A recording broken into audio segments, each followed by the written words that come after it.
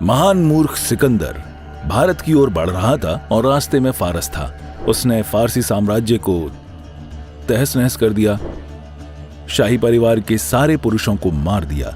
उस आदमी की खोज में गया जो हड्डियों के ढेर के साथ बैठा हुआ था। ऐसा हुआ जब सबसे बड़े मूर्ख सिकंदर का यह सपना था कि वो पूरी दुनिया को जीत ले, लेकिन इतिहास के उस दौर में दुनिया का महत्वपूर्ण हिस्सा भारत था और आज भी है, लेकिन उस समय यह काफी महत्वपूर्ण था। Was everybody wanted to conquer India because of the wealth and the culture and the most prosperous nation on the planet, all these things. तो दौलत, संस्कृति और धरती पर सबसे समृद्ध देश होने और इन सब चीजों के कारण हर कोई भारत को जीतना चाहता था। तो वो भारत की तरफ बढ़ रहा था और रास्ते में फारस था। तो उसने फारस साम्राज्य को तहस नहस कर दिया, शाही परिवार के सारे पुरुषों को मार दिया और फिर वो आगे भारत की ओर जाना चाहता था।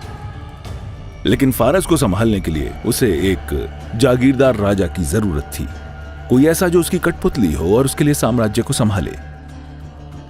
उन दिनों आप यूं ही किसी को चुनकर उसे वहां नहीं बैठा सकते थे, उसे शाही परिवार से होना चाहिए, वरना लोग उसे स्वीकार नहीं करेंगे। तो वो खोजने लगा, लेकिन दुर्भाग्य से उसने शाही परिवार के सारे पुरुष सदस्यों को मार दिया था। तब किसी ने कहा, एक राजकुमार है जो बहुत समय पहले परिवार को छोड़कर चला गया था और वो अपना पूरा समय कब्रिस्तान में बिताता है।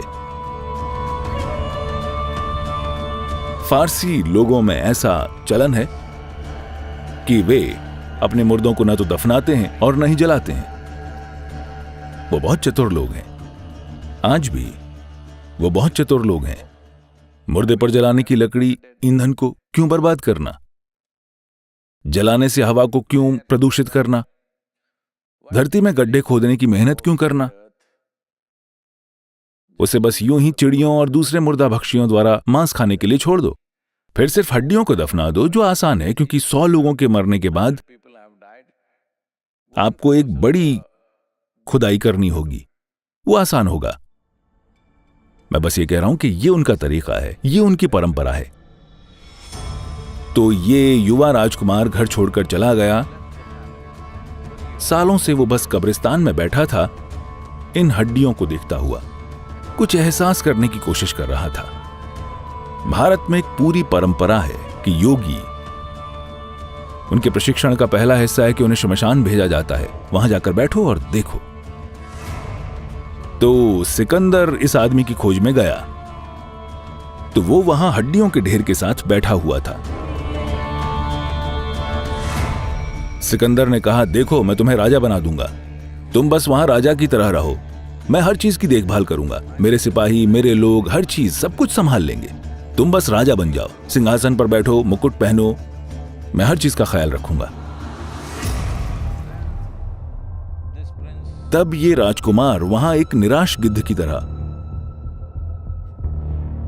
हड्डियों को देख रहा था, क्योंकि अगर हड्डी में मांस नहीं है तो गिद्ध निराश हो जाता है। हड्डियों को उस तरह से देखकर उसने कहा, देखो यहां बहुत से लोग मरे हैं, उनमें से कईयों को तुमने मारा है, और कुछ अमीर हैं, कुछ गरीब हैं, कुछ शाही परिवार से हैं, कुछ साधारण लोग हैं, कुछ ऊंचे थे, कुछ नीचे थे। मैं इन हड्डियों के जरिए पता लगाने की कोशिश कर रहा हूं कि कौन सी हड्डी ऊंची है, कौन सी हड्डी नीची है, कौन सी शाही हड्डी है, कौन सी साधारण हड्डी है, कौन सी अमीर हड्डी है, कौन सी गरीब हड्डी है, मैं समझ नहीं पा रहा हूं, क्या तुम मुझे बता सकते हो? सिकंदर ने इसे देखा, मेरे लिए यह बहुत जटिल है, वो बस छोड़कर चला गया। ये उसके लिए बहुत ज्यादा हो गया था। सबसे कीमती चीज आपका जीवन है और वो खिसकता जा रहा है। आप ये सोच रहे हैं और आसपास जो नाटक चल रहा है उस पर चर्चा कर रहे हैं, समय निकला जा रहा है। अगर आप समय को रोक सकते और चर्चा करते कि किस तरह से आपका पति ठीक नहीं है, तो हम वैसा कर सकते हैं, लेकिन समय निकला जा रहा है।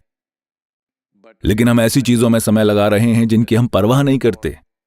अगर आप जानते कि समय निकला जा रहा है, तो आप उन चीजों में समय नहीं बिताते जिनकी आप परवाह नहीं करते, है ना? तो मैं एक यंत्र बनाने की सोच रहा हूं, हम उस पर फिलहाल काम कर रहे हैं, कि हर दिन ये आपको याद दिलाता रहे, अरे आप 50 साल के हो गए, समय की रेत का 50% जा चुका है, और ये जैसा कि आप देख रहे हैं ये बस चलता जा रहा है। आपने पुरानी रेत घड़ियां देखी हैं, वो आपको बस ये बताती हैं कि 1 घंटा खत्म हो रहा है। हम इसे थोड़ा बड़ा बना सकते हैं ताकि आपको पता चले कि पूरे समय आपका जीवन कैसे खत्म हो रहा है। क्योंकि अगर आप बैठते हैं तो वो चला जाता है, अगर आप खड़े होते हैं तो वो चला जाता है, अगर आप कुछ शानदार या आप कुछ बुरा करते हैं तो वो चला जाता है, आपने कुछ नहीं किया तो वो चला जा रहा है। समय और जीवन की यही प्रकृति है। अगर आप समय की प्रक्रिया से ऊपर उठना चाहते हैं तो इसका तरीका है, लेकिन उसके लिए भी आपको एक तरह से विलीन होना पड़ेगा, वरना जब तक आप समय के गुलाम हैं, सबसे अच्छा होगा कि आप इस बारे में जागरूक हों कि समय निकला जा रहा है। इस जीवन में कोई ऐसी चीज करने के लिए समय नहीं है जो आपके लिए सचमुच मायने नहीं रखती हो। Yes or no?